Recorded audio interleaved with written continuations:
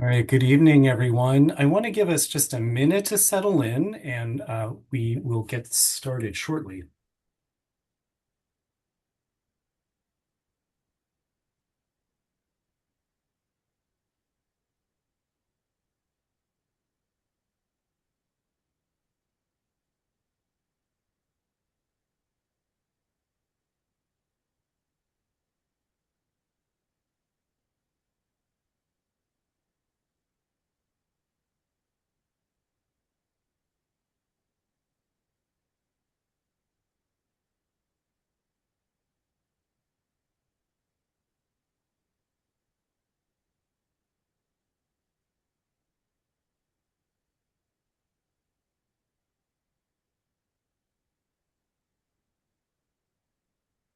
All right, I think I'll go ahead and kick us off. Welcome, everyone. Thanks for joining us today for this information session on the Central City Code Amendments Project. My name is Wayne Grabowski. I support engagement at the Bureau of Planning and Sustainability, and I'm going to be your moderator for today's session. The purpose of today's session is to share more detail about this project and to answer your questions to help inform your feedback. Please note that this session is being recorded and will be posted publicly. Staff will present an overview of the project and the proposals. This is not a formal public comment session. While we won't be collecting official comments here, we'll make sure that you have access to the formal comment process. We are going to ask that you hold questions until after the presentation. If you need clarification on any points, please note those down and we can return to the slide and the topic during the Q&A. So we do have time for this session until 7 p.m. tonight. And with that, I will hand it over to Troy. Take it away. Thank you. So hello, I'm Troy Doss. I think some of you already know me. I am a senior planner with the Bureau of Planning and Sustainability, and this project team is here as well to answer questions. So Nicholas Starin, our the other city planner on the project, has been really the lead of this for the bulk of this project, and then Shannon Buno is on the call as well. Has been helping develop code along with Kevin Bond and Rachel Hoy. So. I will give you a quick overview and then we'll be able to take some questions at the end. So get started here. And if you see any questions pop up, just let me know, Wings. I'm not going to be monitoring that very well. Okay. It's good, Troy. So if folks do want to ask questions throughout, they can just raise their hands and I will help look out for that and allow people to unmute. I will note that we do have the chat turned off, so questions will be asked out loud tonight. So we'll be giving a quick overview of just the purpose of the project, a little bit of background on what it builds off of, walk you through the comprehensive plan and zoning map changes that are proposed, as well as some amendments to the development standards, as well as use allowances in the code. And then there's a handful of some miscellaneous amendments that are also involved in this, and we'll walk you through that. So the purpose of the project is to really primarily to work on facilitating housing production and then to remove a few barriers in the code, some of the development standards that we've identified over time that may be hindering development in terms of new housing and other development that would normally occur in the central city. We also want to provide a little more flexibility in the code, and some of the amendments are definitely targeted towards some of the larger key catalytic sites that are starting to come online in the central city as well. And we'll walk you through that. This project is building off of the governor's Central City Task Force, which concluded their work about a year or so ago, as well as some work that Bureau of Planning Sustainability has been doing over the last couple of years. So the housing needs assessment, the housing production strategy, and then just some of the work that we've been doing on investigating of vacant and buildable lands to try to understand where there's been a lack of development and what we can do to maybe spur development on some sites. I want to be very clear that the project is not a new plan. So it's really strategic amendments that are and limited number of amendments that are really focused on building off of the Central City 2035 plan. So the policy framework remains intact. the big ideas remain intact. So we're still looking at how do we work with the central city in terms of it being a center for civic and cultural life, center for innovation and exchange, its relationship to the river, what's the role of streets, how we move the green loop forward, and then other just general resilience issues associated with the central city.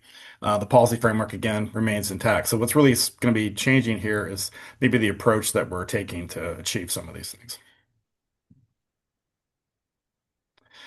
Starting with some of the base zone changes.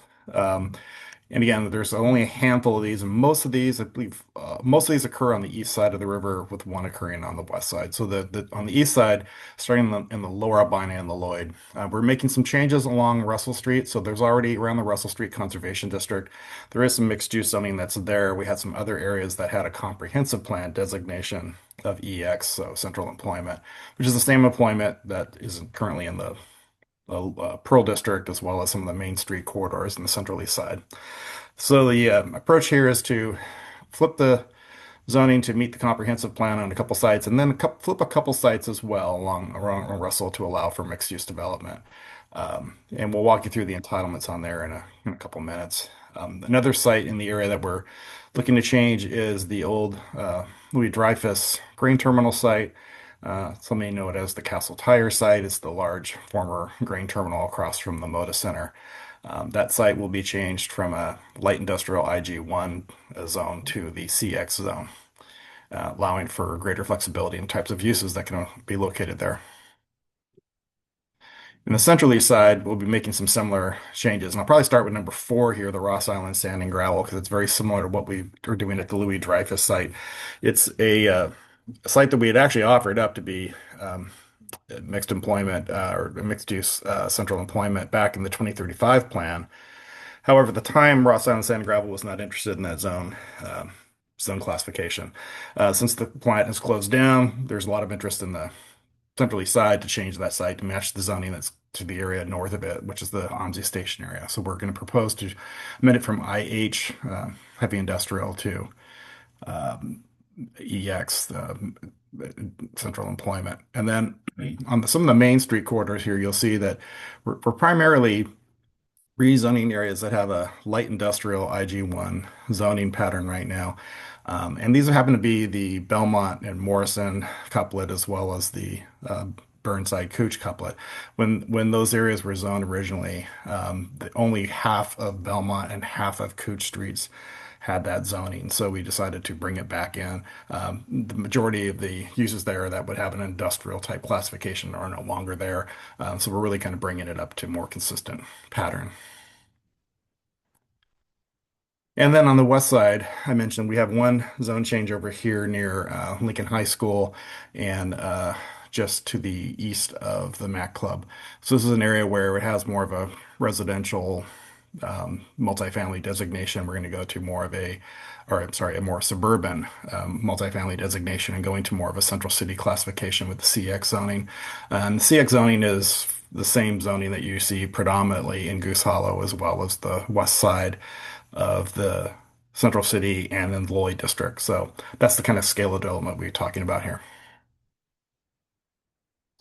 When we change the zoning, especially when we go from an industrial to a mixed use zone, what we need to do is assign floor area ratios as well as maximum heights to those sites, because the IG1 zone, the light industrial zone, does not have a maximum height or maximum FAR allowance assigned to it. So when we're doing this, we're looking at the sites that are adjacent to them that do have those kind of assignments. So for instance, if we'll show you some examples here in a moment, but if you had across the street, you had a 45-foot height limit and a 3-to-1 floor area ratio, we would typically just assign that same pattern across the street. So you'll start to notice that as you dig into some of the details of all of these little zone changes.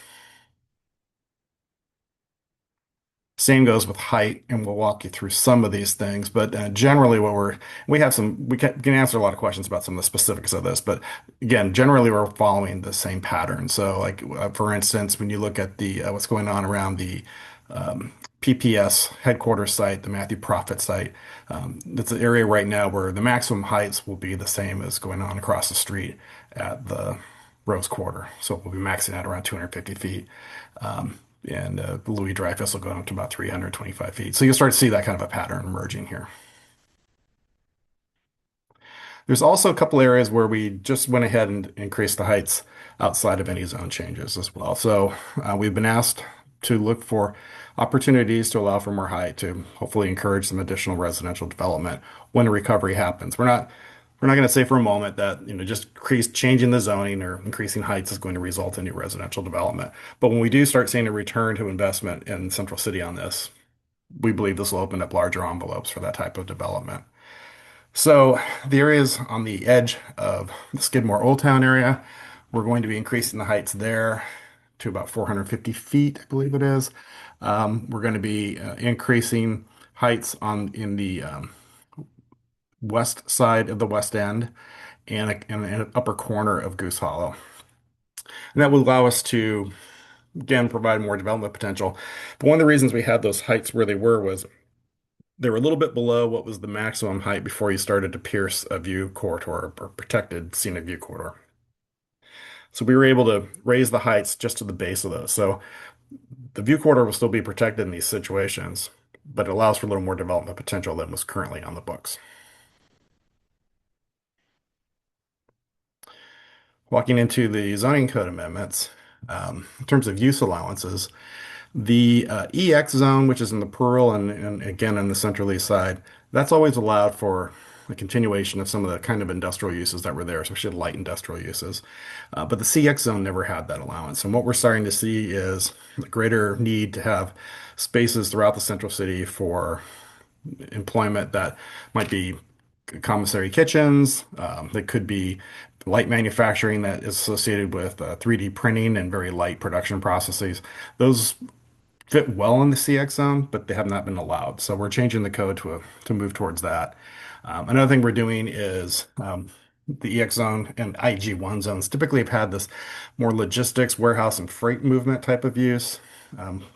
Beeline might be a good example of how you're moving freight on a local process to smaller operations and throughout the central city. So we're going to allow for that use to also occur inside the CX zone, but we're going to set a maximum limit of 5,000 square feet. So you're not looking at a big freight movement, but you're looking at more small scale, last mile freight delivery that would occur in some of the more dense residential areas of the central city.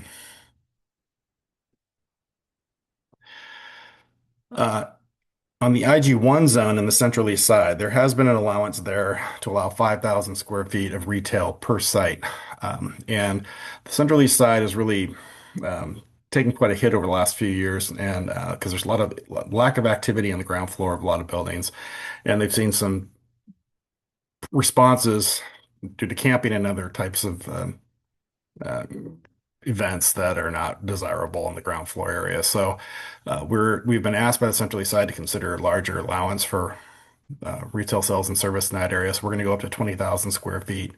And we hope that it will help to better activate the ground floors throughout the Central East Side, especially in the non-mixed use corridors. When it comes to retail in the open space zone, we have had allowance to do some retail in areas that are open space. And I should note that the majority of the open spaces that are in the central city are actually owned by the city of Portland. They're usually public parks. But the limitation on retail has also had a hamper on types of uses that can go in there other than like temporary events like some of the expos and other events we see in the summer in Tom McCall. So what we're going to do here is allow for up to 2,500 square feet of retail on small sites. But when you get over 50,000 square feet, so like the multi-acre sites like Tom McCall, 5% up to 5% of the total area can be then put in retail. So that could allow for a sprinkling of retail uses throughout the Tom McCall area to help support activation year round. Another thing we're doing here is to allow for commercial outdoor recreation and major event entertainment. So that's typically would be something along major event entertainment could be anything from sports facilities, but also really, in this case, probably more likely a concert venue, such as being conceptualized for the bowl area. One thing we did in the 2035 plan to kind of identify where housing was appropriate or not was to put a housing prohibition on a few properties that had been zoned for mixed-use zoning. So the areas around the OMSI station area and along the east side of Russell Street. At the time, there were still some active industrial uses in those areas. We've seen a lot of those uses go away. They don't appear to be returning. And so what we're going to do is we're going to allow for residential development in addition to the retail and office and other types of uses that was already allowed there. This just allows for a little more capacity for residential development in areas that are already zoned. And it's somewhat consistent with what's already happening in the OMSI master plan just to the north of this area that's prohibited has already had a lot of housing proposed. We're seeing houses starting to be proposed along Russell Street as well. So this just increases that.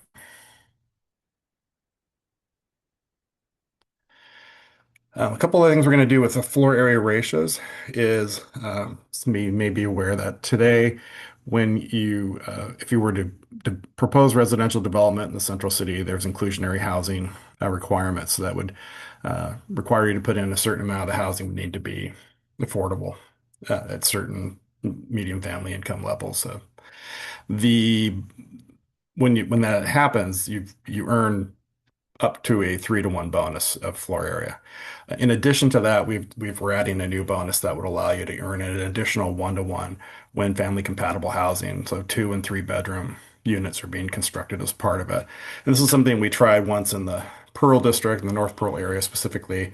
It did result in 2 projects starting to do that type of development, and we're hoping to see more production of 2 and 3 bedroom units throughout the central city, especially as we try to maintain more cohesive neighborhood structures in the central city.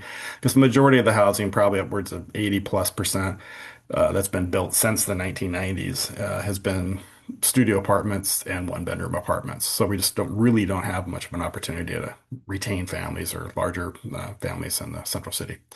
Another thing we're doing is we're making an exemption to the minimum FAR requirements that are in the code for major event entertainment uses. And again, those types of uses would be things like the Moda Center or the Oregon Convention Center, or things like that. So these are fairly large structures, large massings, but typically don't have a lot of floor area in them.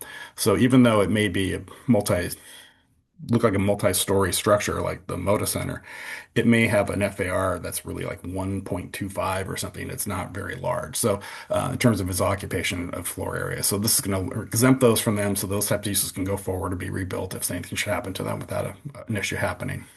We're also going to allow some adjustments to the minimum FAR requirements, just in case there's a couple other uses that we haven't quite caught, and there's a new way to kind of approach that. So when it's justified, we can go ahead and allow those uses to go forward without meeting the minimum FAR requirements. One of the other things we're doing towards housing is when we adopted the 2035 plan, there was a call by the design and planning commissions to look at restricting ground floor residential on a number of streets. We never really had that prohibition on streets in the central city before. And we did start finding there were some conditions where ground floor residential didn't seem like the best fit. But we may have gone a little too far with how far we went with the prohibition. So the map on the left here you can see shows that we put a prohibition throughout almost the entire retail core, as well as a number of the key transit streets. This another approach retains the transit streets and streets like Burnside and Broadway as streets where we don't really think that ground floor residential units are appropriate. Residential lobbies to larger multifamily development was allowed today, still allowed. This doesn't change anything. But it's starting to broaden the number of places where ground floor residential could be sited. So we're hoping that there'll be a response to that. Another thing we've been asked to look at is to consider areas where surface parking may be appropriate. The Central City 2035 plan put a prohibition on new surface parking.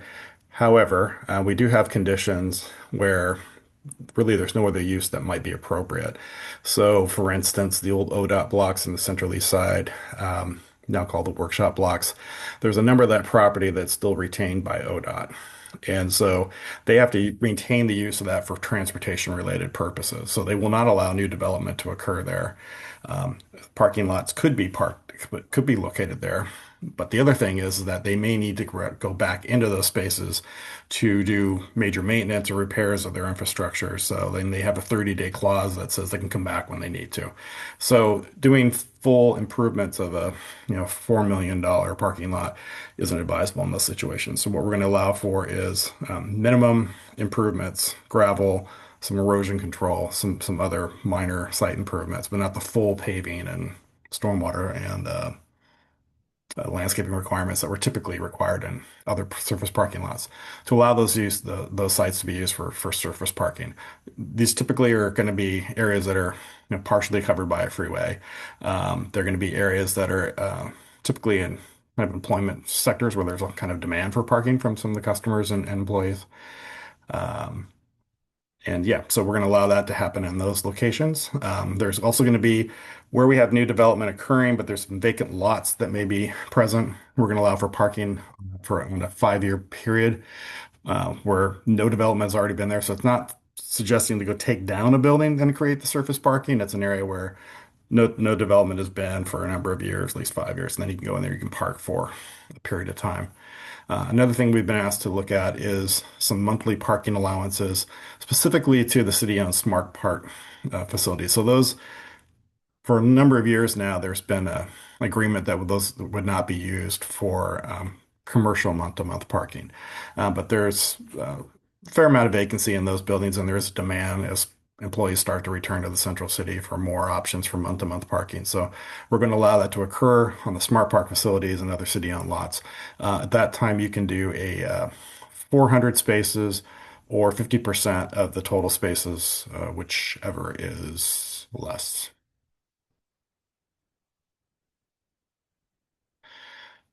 Getting towards the end here. Another thing we're working on, and we've been working on this since about 2000, was trying to figure out opportunities for siting food carts places other than surface parking lots. So you'll know historically that these located in the commercial parking lots that were scattered around the downtown area.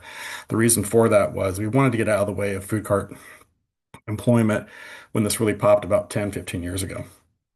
So in that food carts are classified as a vehicle by the state of Oregon. We said, fine, we'll allow them to be in surface parking lots. We're not going to regulate them other than going through the health requirements.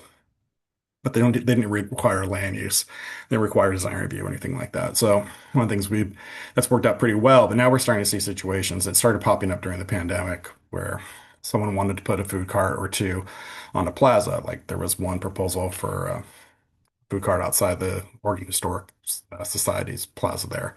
Um, so we're changing the code to allow for citing of food carts in other locations than just vehicle moving areas and parking lots.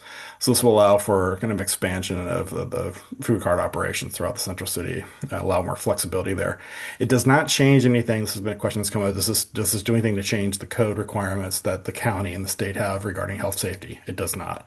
But it does allow for situations that are kind of non-conforming. So like, for instance, the food carts that are at Pioneer Courthouse Square, those have been grandfathered in by the city because they've been there a very long time. But the reality is that if you tried to propose that today under the current code, it wouldn't be allowed. So it helps those types of situations go forward, allows more flexibility for other situations in the future. And then lastly, some of the miscellaneous amendments we're looking at here is there's a requirement that came into the 2035 plan to do 60% coverage of rooftops and eco roofs. But we've been asked to look at expanding that to also allow for eco roofs and or solar panels. So you have an option there when you're doing development. Another thing is to change the level of review for central city master plans for those who are involved in those larger development proposals. Currently, most of the amendments to any approved central city master plan is a type 3 review that goes back to the design commission. That's proved to be a little bit onerous for a number of folks. So we're proposing to change that to allow for most of those amendments to now be processed at staff levels, a type 2 review. And then there are a number, we can get into it if someone has questions, but there are a number of little small technical and process oriented amendments that are being made to the code, just things that we noticed after the 2035 plan code amendments were made to kind of get a sense of what was working, what wasn't. So there'll be a few of those. The timeline for all of this is we released the discussion draft about a week or so ago.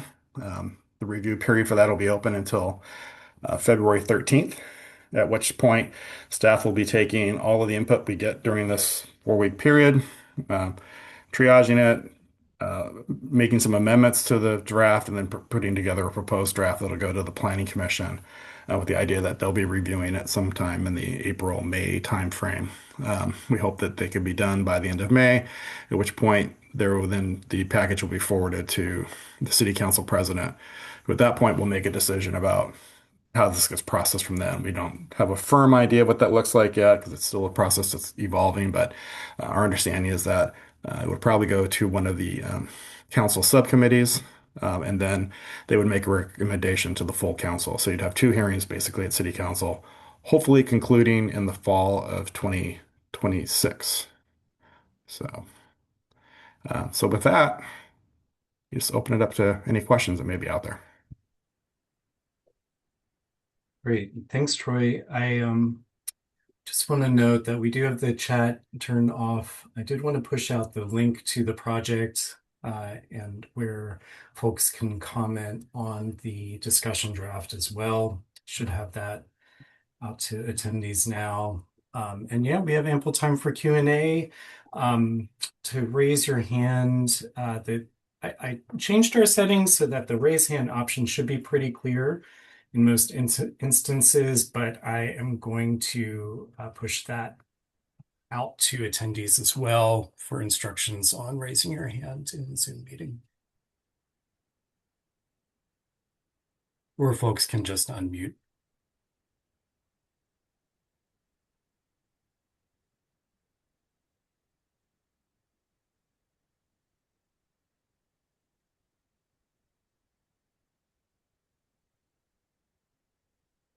I certainly couldn't have done that comprehensive of a presentation. Dave, anyone, you got any questions out there?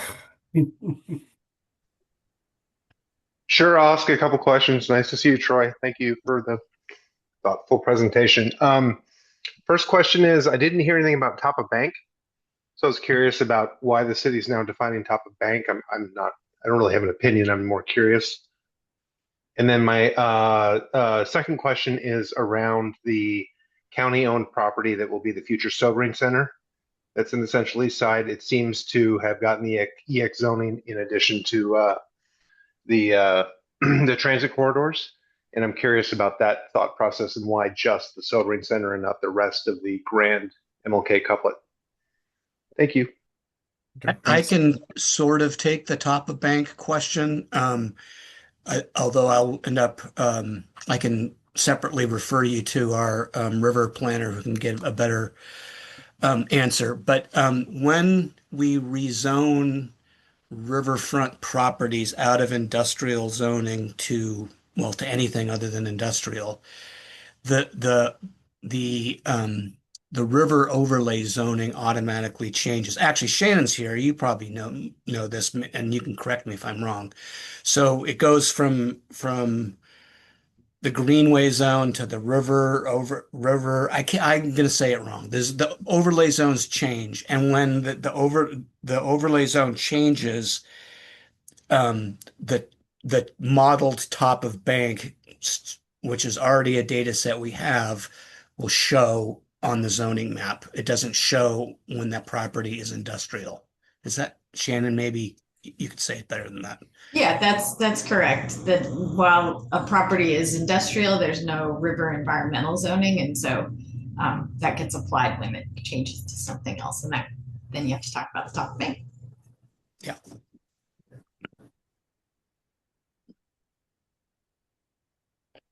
Oh, and the sobering center.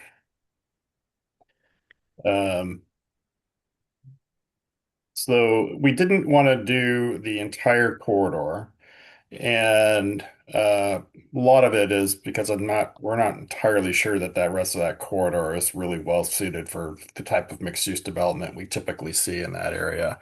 There is a concern by the city that if when the center is approved and everything, that there may be some changes at the state level that would compromise the ability to have that type of use there. So the EX does allow it for that to be a more sustainable use in that location. And I'm aware, Dave, that that's not the most popular proposal in the Central East Side, but that's one we've been asked to pursue. No, that makes sense. I appreciate that, Troy. I think what we're looking at the Central East side is trying to make sure we're activating the corridors as much as possible. I know we've discussed in the past the possibility of a Hawthorne-Madison couplet that gets consideration for EX, and there's also the just what looks like a peninsula of EX, turning that into a river of EX that could go all the way down to OMSI. Just seems to make some logical sense to us. The other consideration we're thinking about is the green loop and the kind of activation that it can have for new development along 6th, and then as it cruises to the southwest to connect to OMSI. Just thinking about whether it makes sense to have the green loop go through EX zoning or IG zoning. Yeah, So I totally appreciate that. Now, let me address that for a second. So one of the things that you're probably aware, we are hamstrung in terms of how much industrial zoning we can never flip over. And so what we did is we were kind of given an allowance of how much we could actually take on at this time because we have to work, numbers game with Metro and the state of Oregon in terms of how much industrial land employment land that we maintain. We did enough analysis that said there is ability to flip some, and so we really looked at areas where we thought it would make the most bang for the buck, quite honestly. So areas like finishing Cooch Street, finishing Belmont, uh, extending it on Russell. Those are areas where we definitely saw some movement. And then we started looking at what's happening along Hawthorne, because that's an area that's come up before. It came up during the Southeast Quad as well, and some of the areas down near OMSI. Um, the OMSI area is a little precarious because there is a mix of uses down there that are some are industrial still and some are not. So that's an area we're not quite sure is ready for prime time yet, but might get there soon. Um, Hawthorne is an area that doesn't have a lot of classic industrial uses along it, but it's operating almost like it's EX already.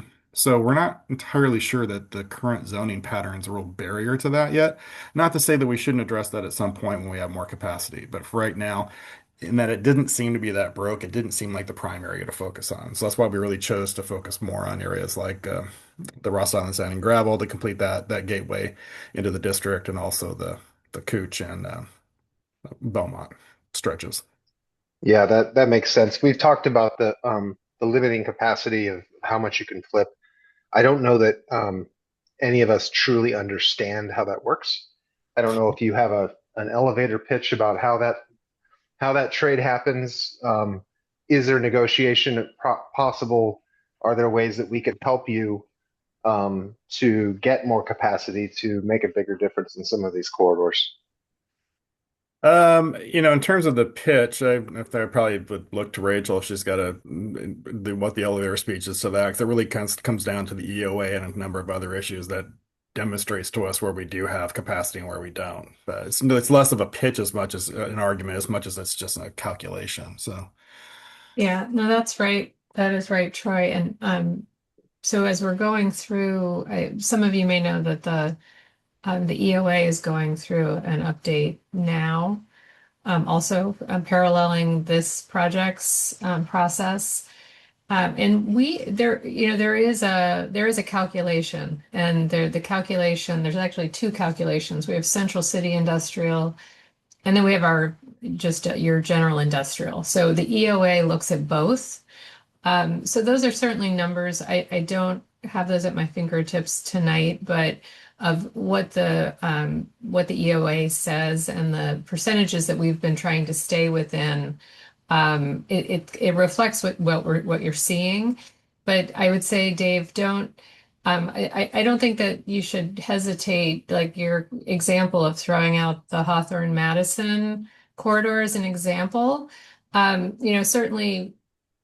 I know we've heard that, and I think you were probably one of the people that, kind of brought this up with us previously. So, I think in terms of making comments and rationale for making some suggestions for other additions, I I would say go for it, and we can also get you those numbers of what the EOA says currently in terms of industrial land. As it relates to the central city. Great, I Yeah, appreciate it. I would just Yeah, I would just add to Dave, as Rachel said, we can get you those numbers.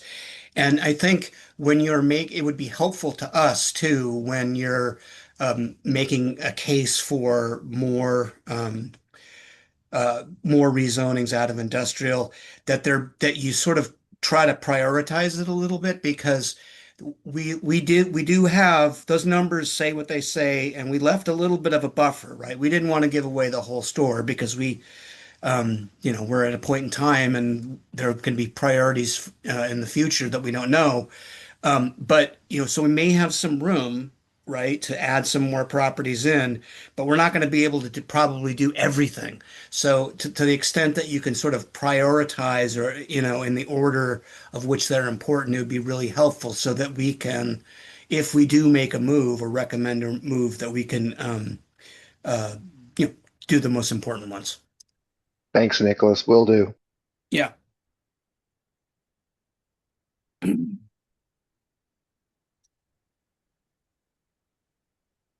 We don't know if there's any other questions anyone has. Yes. Yeah, I just want to preface this by saying, sorry if I get any terminology wrong here, but do you guys have any kind of ballpark figures uh, in terms of how this discussion draft will increase residential zone capacity in the central city area? Well, it's not per se. So, I mean, there's a lot of capacity that's out there, and what this is allowing to do is to stretch the envelope that already exists for some of these sites. So the floor area ratios, other than where we're assigning new floor area ratios, we're not really increasing a ton of capacity. So like the areas on the west end where we're increasing heights, we're not adding necessarily floor area to that. We did make a lot of changes in the 2035 plan that made it a lot easier to move FAR around through transfers, and some other bonus provisions, but we haven't really fully seen those utilized yet, because as soon as the plan had been adopted, global pandemic happened. So uh, this is just kind of increasing mostly it's increasing the envelope. But we are increasing capacity probably when you look at what's going on Russell, Cooch, Belmont, those areas. It would allow for probably somewhere in the ballpark of about 1,000+ units wouldn't be unexpected. Okay, thank Yeah, you for that's that. probably yeah, it's probably something we should try to make our best estimate that we can. But as just to say it, what Troy said another way, it's those first few slides where we showed the rezonings, that's where the bulk of the capacity that we are creating, um, new capacity for housing. That's where in those areas equal to that acreage. Yeah, and I Um, should note as well that the thinking behind doing some of this also was some work that we had Eco Northwest do to look at how what's the term of construction trends as we start coming out of this economic hole. And there used to be kind of a sweet spot for residential development that was somewhere in the 200 to 250 range. We're starting to understand that now is higher. That before you start building taller buildings, they're looking for something around the 325-ish range or more. So some of these height envelope increases is to allow to stretch for that, to address those economics. And that report will be coming out. It'll be publicly available in a few weeks. Awesome, thank you. One more follow-up question if you have time. yeah. I know you mentioned that there was some changes to the height limitations along view corridors on the west side. Can you just elaborate on kind of what that looks like now and what that's going to look like if this discussion Yeah. draft is adopted? So, so what? Initially, we've had a number of those view corridors have been in place since 1992, and when they were done back in the day, you had planners going out to Washington Park or Terwilliger Parkway and taking a photograph and kind of here's where we think the building envelope is, and if you only build so to this height, and you should still preserve that view. Well, with new technology, we can go out and we can geocode everything and run it through a model and terrain map it, and we can get a better idea of how tall a building gets before it actually starts to block those view corridors. And we did a lot of that analysis during the 2035 process. We also thin down and prioritize some view corridors that were just really so pristine. So we maintained all of those, but in a lot of cases, we left room to grow. So you could still put a little more height in some of those sites and not impacted those views. So what this proposal does is it allows you to get closer to that threshold, but not penetrate the view corridor itself, if that makes sense. Yeah, awesome. Thank you. Okay. Yeah, and just to add onto that, most of those, in case you didn't know, most of those views are from public parks, like Washington Park, and their views across the central city of the mountains, or from Terwilliger Parkway, views across the central city to like St. Helens, for instance.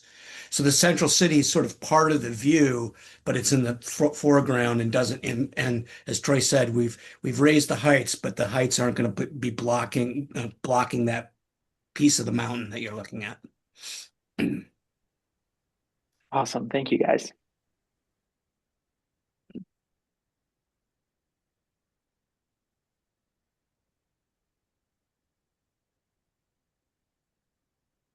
All right. Any last calls?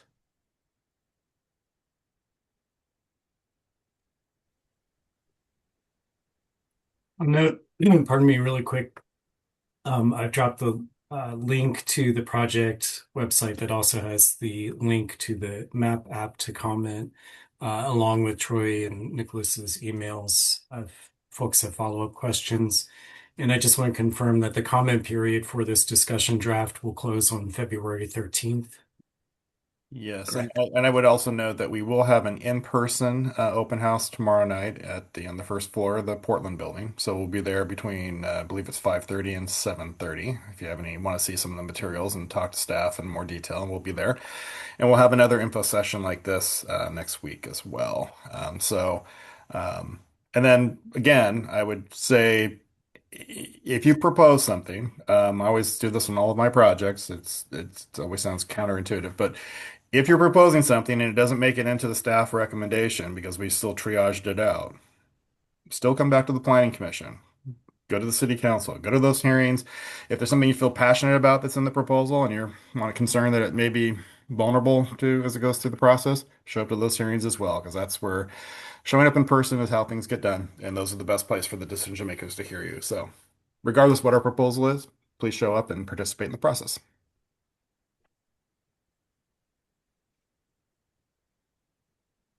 So, all right. Well, with that, I can go ahead and close our meeting. Thanks all for joining tonight. Appreciate you being here. Thank you. Thank you, Thanks everyone. all.